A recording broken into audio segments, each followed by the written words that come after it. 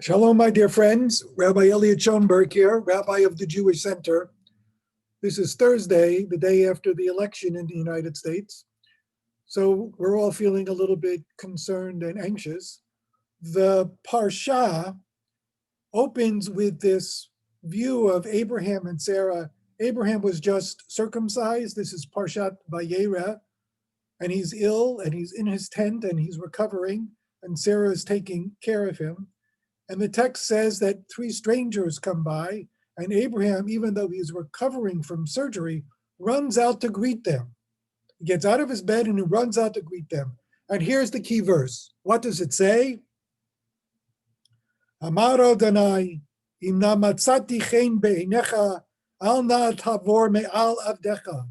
My lords, if it please you, do not go past me. Stay here.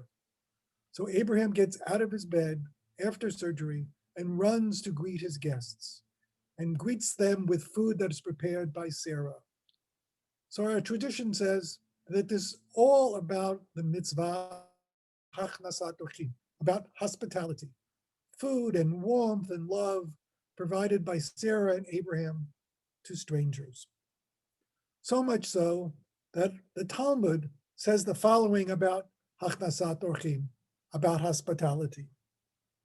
Mavrav Yehuda Amarav, Godela hachnasat orchim mehakabalat pnei hashchina. Hospitality is more important, is greater than greeting God. Now, that's hyperbole, but it's an incredible statement.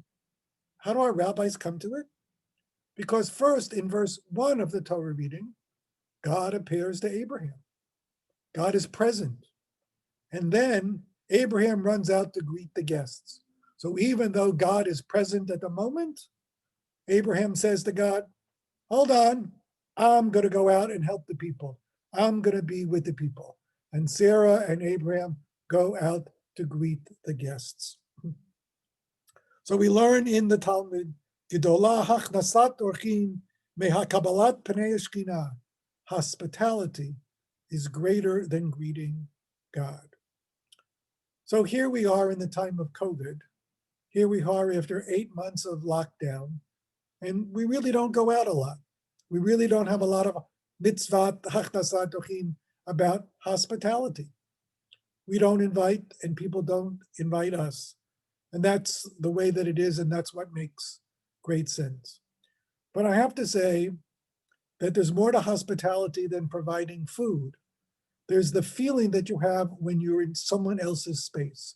So if you're the guest and you go someplace, you're out of your comfort zone. So the job of the host or hostess is to make you feel comfortable. Even though they're in their comfort zone, you will make them feel at home. So hospitality is more than a physical act. It's also an act of kindness. It's also an act of empathy. It's also a case of making someone feel comfortable even though they're not in their comfort zone. So here it is a day or two after the election. All of us are out of our comfort zone in one way or the other. It's been a very anxious time. And I think the teaching here is that we need to be empathetic and understanding of others more than ever during this period of time. And we need to go the extra mile to show kindness and empathy. There is a story in the Jewish tradition about guests who came to a woman's home for Shabbat dinner. And the guest was not feeling so comfortable. He was out of his comfort zone. And what does he do? He knocks over his cup of wine on the beautiful white tablecloth. And one would expect that the hostess, a grand woman who was providing a gorgeous dinner and a clean tablecloth, would be upset. What did she do? She looked at her own cup of wine, knocked over her cup of wine, and said to her guest, wow, we have such a wobbly table. So what does this teach us?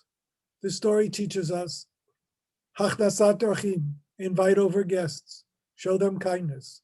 But at all times, with all people, let us understand that sometimes they're out of their comfort zone, and let us make them feel more comfortable. Shabbat Shalom. Enjoy your meal on your clean white tablecloth.